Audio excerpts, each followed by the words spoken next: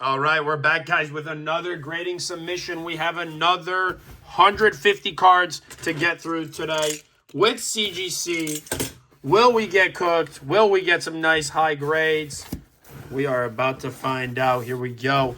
This time I'm going to actually put the cards this way because on the last video you guys were able to kind of pre-see them. Here we go. First card, 10. Boom. Starting off with a 10. Tag Bull Blastoise 2018 Japanese. Here we go. Next card. That's a 10. 9. Are you kidding me? Are you kidding me? 9 to start it off. It really is a guessing game here with the grading companies. 9, 8, 5. Tough, tough, tough, tough. Here we go. Here we go. We got Charmeleon 151. This is part of our Japanese series submission, so it is pretty much only going to be Japanese. There might be a few English cards sprinkled in, but we are once again testing out the sample size, seeing how many cards we're going to get. Wow, they do not like this Charmeleon. 8-5 on every Charmeleon. Are they even looking at the card? I mean, what's wrong with it? Nothing's wrong with it. They just randomly gave one a 9, and the rest are just going to give 8-5. Wow. 8-5. Come on, be a Charmeleon pristine. Oh, Charizard pristine. Look at that. Now, that is a nice card. That makes up for it. But you see, it would have been nice if they gave the Charmeleon a pristine 10. Those would sell as a pair very fast. Most 8s I've seen in quite some time. Not a great start here. CGC really doesn't care about that repeat business, huh? Here we go. Here we go. 10, 8, 5. Bounce back with the pristine. Boom. Another pristine. Yeah, I get the feeling that they don't even inspect the cards. They just go rapid fast and just kind of randomly throw grades. PSA is already known to do that. I wouldn't be surprised if CGC does the same thing. But you know, they are the market leaders. They have the most recognized slabs, so you got to pay to play. 7 on that one. We're not even gonna talk about it. Here we go. We got a 9, pristine. Yeah, like guys, exact same card. Like you can't make this stuff up. Look, all these cards pre-screened as mint. One hits a pristine, one hits a near mint. 7. This one, okay, hang on. This one actually I can see why I got a 7. First card that I actually could be like, okay, CGC, I understand why you're giving it a 7. It does have a nick top right. It does have the white. But to knock it down 3 points. Like at least give that an 8. 7, it seems pretty steep. Let's see about the 8-5 though. You see, no, 8-5. No corner wear. So it looks like any kind of visible ding, what CGC is really going to knock it down. Again, when you're submitting so many cards, you don't have the time to be taking 5 or 10 minutes. You just, grab your cards, quickly take a look at them, and submit them and hope for the best.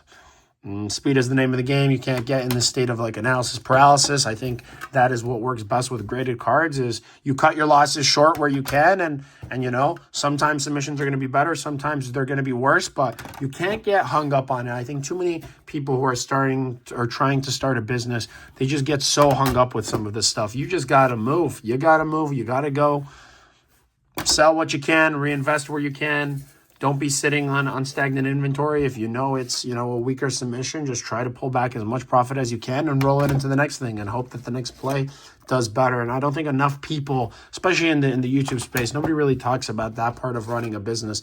Everybody is just a pokey investor, bro, and they just want to sit on all the product. But I think really how you scale and grow a business is being able to, churn the inventory in. That's not to say that you shouldn't be investing in cards because a lot of these cards will go up in price over time as they get more rare, as cards go out of print, things like that. We've already seen it with so many cards and sealed product. But if you're in a position where you're already making a profit, you can't complain if the prices do go up. Look at that. Pristine 10 Bulbasaur, 151 Japanese. Now, that is an absolute beautiful card. Give me more of those gold labels. Here we go. Gold label run. Let's go, baby. Boom. Pristine 10. Pristine 10. Cha-ching. Profit. Profit. More profit. Boom. Look at that. What a run. What a run. Should we make this the thumbnail? Just 5 pristine Bulbasaurs and make it a clickbait. How to land only pristine 10s. And then 5 minutes into the video, you realize that, oh, snap. There is no secret formula to hitting pristine 10s because the grades do vary. Boom. Look at that. They give us a 9. CGC, be nice with us now. Oh, 25th anniversary. Full art Pikachu, hitting the Gem 10. Now, this would have been sick on a gold label. But you know what? Gem 10 will take. Those can be sometimes hard to grade because they are off-centered. 8-5. If we could hit at least one pristine, I would be stoked. We got a 9. Okay. Gold. Come on, be the Pikachu. Be the Pikachu. Yes, look at that. Look at that. Beautiful. Beautiful card. Flashy. It pops. It's going to sell well regardless of its grade. I mean, the artwork is just, it's good. It's Japanese. It's expensive sealed product, so you don't see a ton more hitting the market. 9-5 Pikachu Summer is Here campaign. Solid card right there. We'll put that to our 9 stack. We got a 9. Give us a pristine. Boom, got a pristine there as well. I think we sold one of these recently on our last, our very first submission. I think we sold one of these for like $100. So, yeah, the pristines definitely do come at a premium. But then again, on a card like this, 8.5 in auction, you might only get $20 on it. So that is the name of the game here, you guys, is you capitalize on the pristines. And what I've noticed, too, is those are actually the fastest movers. Like, yes, they cost the most, but people are just willing to pay the premium for the good product. So stock up those pristines where you can.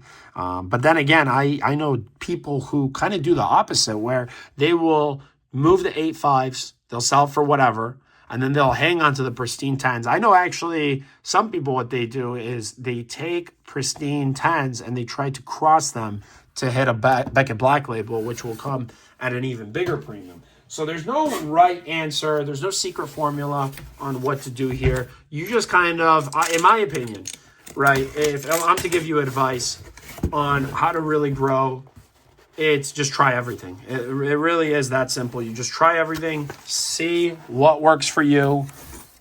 Are you better at grading Japanese cards, English cards, what sells best for you, and kind of stick with that. You don't need to be doing everything here to be successful in the Pokemon business. There's people that only do sealed. There's people that only do slabs. Some only do singles. We try to do a little bit of everything, and the reason for that is we want to cover all of our bases. But I think in the beginning, you should find your lane of expertise and kind of stick with that. That's not to say you can't try new things, but like if sealed product, rip and ship streams are your jam, focus on that. If you love selling singles, individual cards, I know people who are extremely well, and that is their entire business. Some people sell high-end singles. I know people who sell cards for 99 cents, and they are making hundreds of thousands of dollars every single year. So there's no secret formula here. There's so much opportunity, especially in 2026, with the market being so hot, with it being 30th anniversary. You just got to find what works and stick with it. And this is our, like I said, first time grading here with CGC. We're going to see actually the price realization, see if these cards sell well for us. But I do think these pristines should be a home run. We have a Team Up Hollow Tag Bolt, Pristine 10 Charizard. Awesome card right there. 8.5. I just get, I think what I like here is seeing that gold label. Puts a smile on my face, knowing it's going to be that pristine 10 right away. Gem 10, got another pristine. Look at that, a bunch of pristine 10 Charizards. We had a different type of Charizard Hollow on one of our last videos. But yeah, if you're really trying to, I think the biggest benefit of watching this video here is I already did the grading. You know, we graded 1,000 cards. It's over $10,000 in grading fees. Saved you from doing that. And you're getting an idea as how the grades are. And, you know, we've graded a lot of cards. We're not new to the grading scene.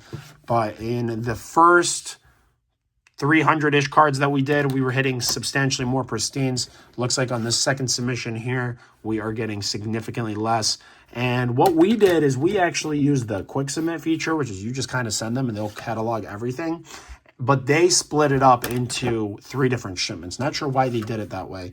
But something tells me that these cards, when they are batched differently, they have different graders as well. Because video 1 we had, or the first series here, we had pretty much only pristine 10s. This time around, we have substantially more 8s.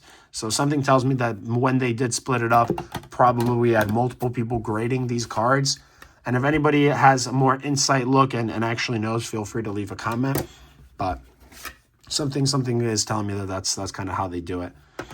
Got some 151. We got gold. Come on, be the Snorlax. Oh, Bulbasaur, pristine 10. We'll take it. Not bad. A few more cards in this video. 10. Give me another 10. 9.5. All right. Not too shabby. Gold label. Ivysaur. Got one. Got one to go with the Bulbasaur. I'm not sure if in this video we have the Venusaurs. It might be. It might be in a future one, but I know we sent some out. We're just sending so many cards out right now. We're honestly treating this as a trial.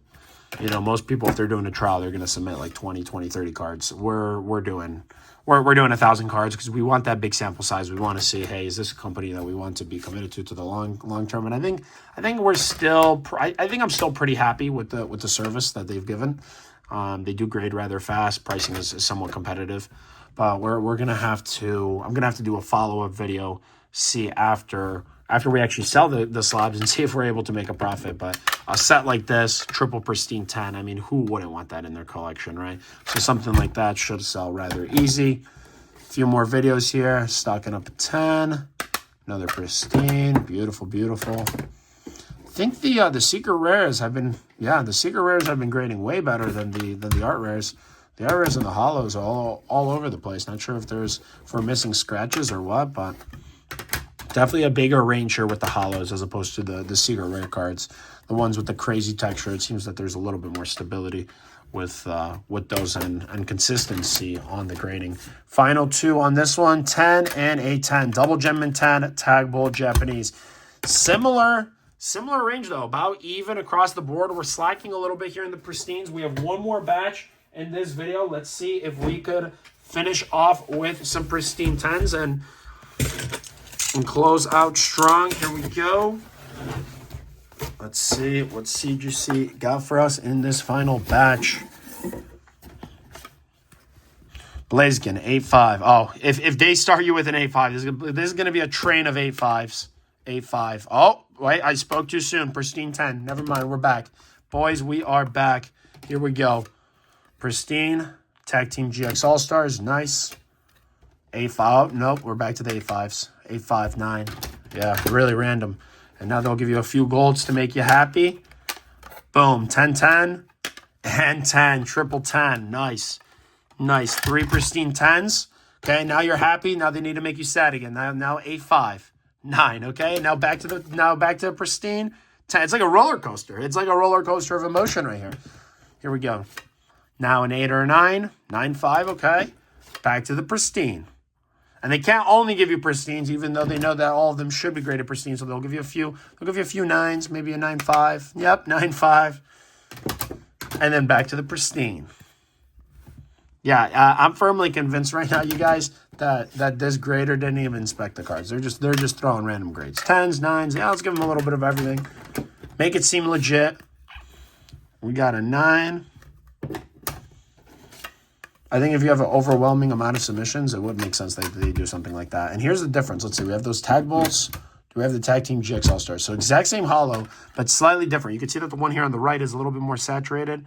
Same exact hollow foil pattern, but this is the specialty set versus this is the actual set card. So this one, even though it is the same exact card, this one should be going for more because it is a way more rare set.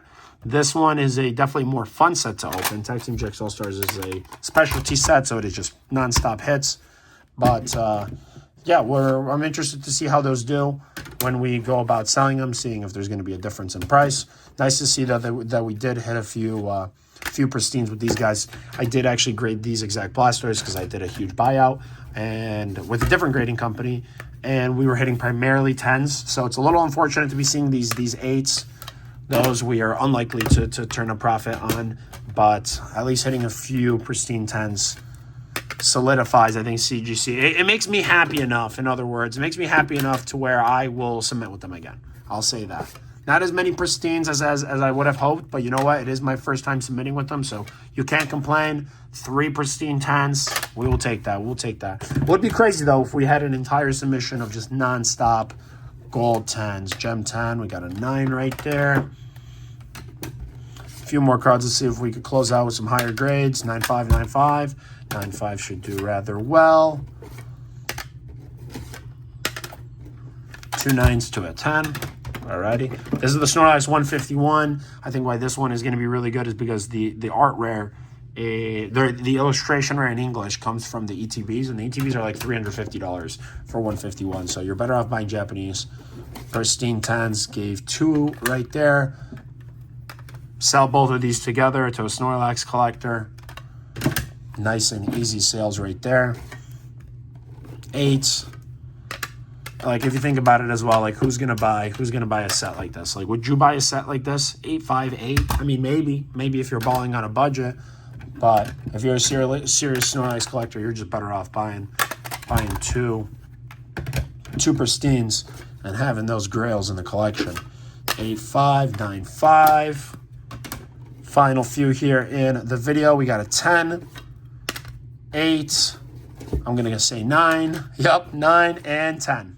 8, 5. No way. Last card giving us an 8, 5. Diabolical.